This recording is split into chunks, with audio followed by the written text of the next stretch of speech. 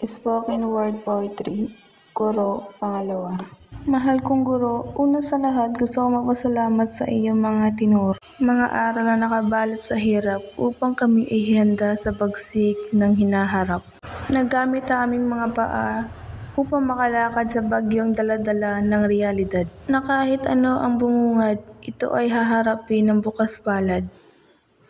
Mga ngiting inyong binigay na walang makakapantay. Minsan may kami pasaway, nasa init ng iyong ulo kami sumasabay. Madalas man kayo'y aming pahirapan, na kahit ang dala namin minsan. Lungkot, hirap o problema sa aming tahanan, kami ay hindi iniwan ng mga taong di kami sinusubukan na sukuan. Mga taong nagsilbing hagdan upang makamit namin ang tuktok ng aming magandang kinabukasan. Mga taong kahit kailan di mo pwedeng sumbatan na sila ay bayaran sapagkat walang sino man ang matutumbasan ang hirap ng kanyang pinagdaan, mga bagay na inaasahan na ultimong kinabukasan ng kabataan, pakiramdam nila ito ay kanilang pasan. Mahirap maging ina, mahirap maging ama, oo mahirap.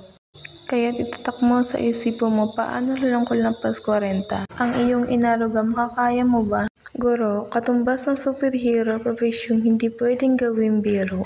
Na kahit minsan may sinubukan sumuko, siya'y nagpapatuloy ng laban mo. Kaya minamahal kong pangalawang magulang habang buhay kitang igagalang.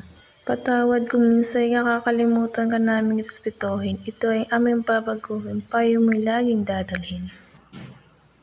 Ito ay nakatatak sa puso't isipan namin, patuloy itong pagyayamanin. Pangako habang buhay ka namin pasasalamatan, isa kang tunay na huwaran.